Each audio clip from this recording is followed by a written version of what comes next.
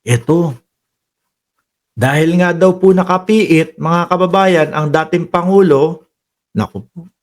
Di ba si Rizal nakulong din po sa dapitan? Kung maalala nyo po, no?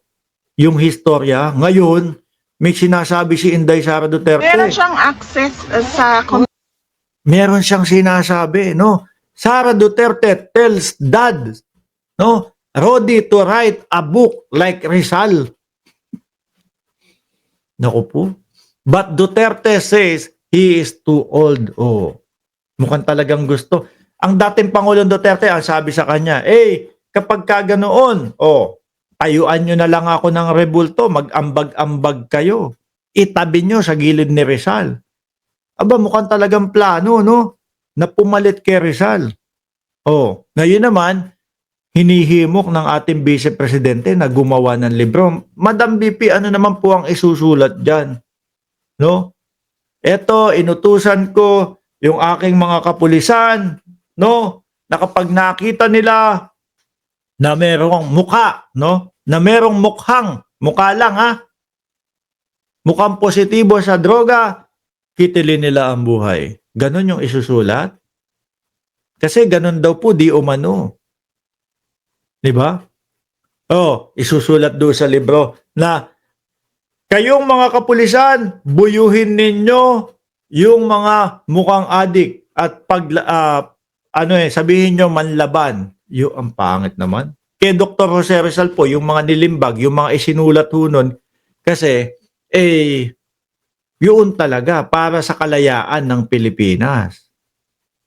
Di ba? Ginawa, si Dr. Jose Rizal ho, habang nasa loob ng dapitan, sumusulat ho ng libro. Di ganun din si dating Pangulong Duterte. Malaki ata ang pangangailangan, idol Nang ano? Anong kailangan? Diyos ko naman. Ang dali-dali. Mark, hindi ako agree dyan sa sinasabi mo. Ano? Eto yan, ganito yan. Pangatwiranan ninyo. Wala. Sasabihin nyo, bayaran ka. Malaki yata ang pangangailangan mo, etc. Ano yun? Hindi kayo pwedeng hindi pwedeng pangsugod. Kasi itong mga ito, mga kababayan, wala kasing makuha na sagot doon sa kanilang mga sinusuportahan. Di ba? Walang makuhang sagot doon sa kanilang mga sinusuportahan. Nasaan na yung confidential fund? Wala, pinupolitika lang kami niya. Kaya po sila, kapag pumupunta dito, malaki yata ang bayad sa iyo. Yun na lang ang nasasabi. Pakinggan muna natin, no? Kasi mukhang magagawa sila ng libro. Title ng book, sabi ni Mama G, title ng book na isusulat ni Digong, mga kaibigan. Mga kaibigan. Sabi ni Hernando Perez o Fernandez, bayaran ka ba, sir?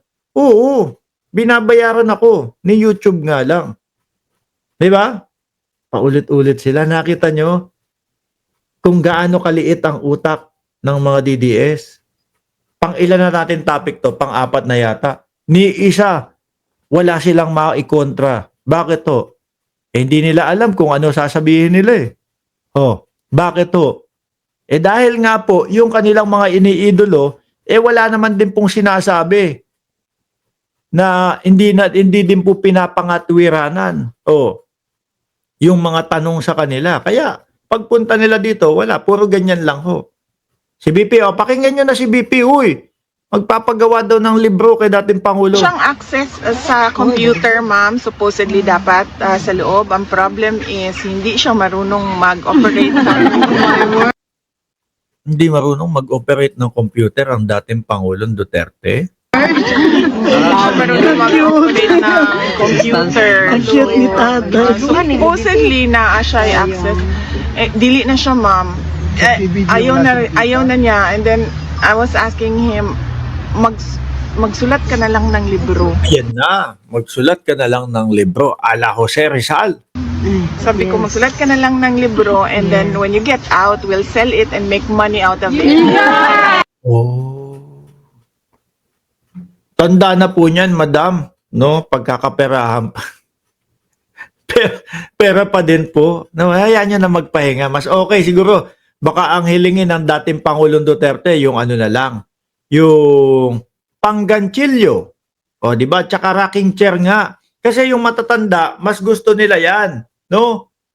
Mas gusto nila yan. O, habang nanonood ng TV, inuuga-uga yung tumba-tumba, tapos habang naggaganchilyo.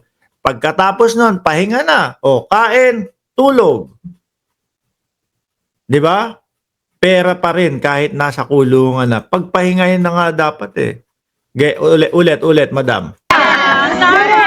Bili kami. And then he said na, he said na, I'm too old to write a book. And Oh, kung yun yung pagsulat pa lang ng libro eh, di ba? Sabi ng dating Pangulong Duterte, pagsulat pa lang ng libro, matanda na ako para dyan. Yun pa kayang araw-araw, mga bossing, na nandoon no, sa mga campaign rally nila Bato de la Rosa nung mga pinabili ng suka. O, mas nakakapagod ho yun. Siguro, hindi na ho nakakapagreklamo yung matanda. Wala na siyang wala na siyang masabi. No? O, dating Pangulo, kailangan po natin mag-campaign rally dito. No? Pag wala ho kayo, hindi ho kami tatauhin. Di ho ba? Kung pagsulat lang po ng libro, kamay na lang ang gagana dyan at utak. O, napapagod na ang dating Pangulo. What more, yung doon pa sa campaign rally nila. Kailangan bumiyahe, kailangan tumayo sa entablado, kailangan magsalita sa entablado ng isang oras. Pagod yun. then sabi ko sa kanya, si Rizal nakagawa ng Noli Me Tangere at Ano kaya gagawin ni dating Pangulo? No? Ganito po, nung ako ay presidente, pinatokhan ko yung mga Pilipino, no? Madami po kaming nahuli at yung iba po binuyo namin na manlaban. Yung mga maliliit po na adik, ubos po, no? Pero yung mga malalaking tulak, ayun, nakakawala po, hindi ko kayang hulihin. Tapos sasabihin niya, pero nung pumalit ng pagka-presidente si Bongbong Marcos, ayun, bilyon-bilyon at bulto-bulto na ang mga nahuhuli. Yung malalaking adik na, yung mga malalaking tulak na ang nahuhuli. Title daw, ano title? Ayan, sabi ni Darlene Aguilar. Oh, hindi ko nababasahin, baka bawal kay YouTube, di ba? BMB Romy. Oh. El Filibusterismo. And then, ang sagot niya sa akin was, ano bang edad ni Rizal nung nagsulat siya? 80 years old? Very funny. Pero ma'am, yung recorder ba? Tapos Doon muna kaya tayo sa doon muna natin pag-usapan yung pagtatayuan ng rebulto. No? Kasi yung pagtatayuan ng rebulto, kung itatayo yan sa Luneta, malabo. Madaming mamamayang Pilipino ang haharang at kukontra dyan. No? Pwede siguro sa loob ng impyerno ni Kibuloy. Imperyo ni Kibuloy. Di ba? Doon sa loob ng imperyo ni Kibuloy, mga kababayan, malamang sa alamang, pwede yan. Magkatunog yung impyerno at imperyo, kaya nasasabi ko yung impyerno ni Kibuloy. Di ba? Pwede yan. Doon sa bahay ng dating Pangulo, ubra din yan. Sabi ni Ronsky Navarro, sa sementeryo na lang daw ilagay. Pero pihado ako, naniniwala ako, napakalabo po kung yan ay ilalagay sa Luneta Park. Hindi po papayag ang mamamayang Pilipino doon. Diba? Tas sa libro naman, isip muna siguro kayo ng itatitle, no? Tokhang. Pwede? O Plan Tokhang. No? Co-author, Michael Yang. Pwede? sabi niyo yung anong ginawa niya, anong nararamdaman niya. I'll make that suggestion the next time na Pwede siyang gawin parang soundbook, YouTube, yung podcast lang, tapos mag lang ng tao na magsusunod. kasi hindi ko din alam yung ganyang Ako bahala na kayo dyan. Kung ano plano nyo sa dating Pangulong Duterte. Pero kung para kumita lang, no? Para doon sa libro, pagpahingahin nyo na. damatans na ho yan, madam. At kailangan na, mas okay na yan yung pagantsi-gantsilyo at patumba-tumba na lang po, no? Or mag-focus na lang doon sa kanyang kaso, no? Dahil ang nakikita ko, ang mas makakatulong po sa dating Pangulong Duterte, mga bossing, is yung wag siyang, yung pagdating po ng hearing, para pong mahinang-mahina siya. My name is Rodrigo Roa Duterte. Wag yun. Halata yun, no? Kasi 4 na araw bago siya dalhin sa ICC, ang ayos-ayos ng pagsasalita niya doon sa Hong Kong. Di ba? Tapos pagkadating sa ICC, yung initial na pagbasa, gumanon na yung boses niya, bumagal na. Tapos nung na-interview, okay naman po. Balik sa dating boses. Nakakatagal ho yun, no?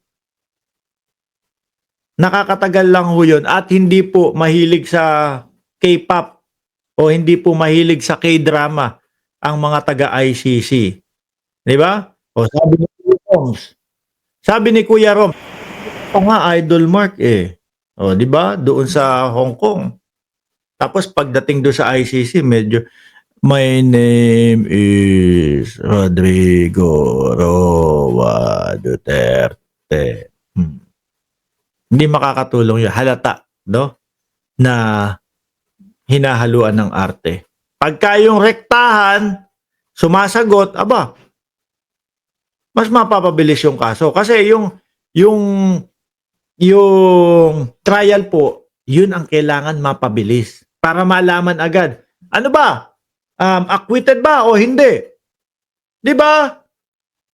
Pero kung hindi nyo pupukusan yung speedy trial, at hihintayin nyo yung 8 taon na sinasabi, naku po, baka po tapos na ang buhay ng dating presidente.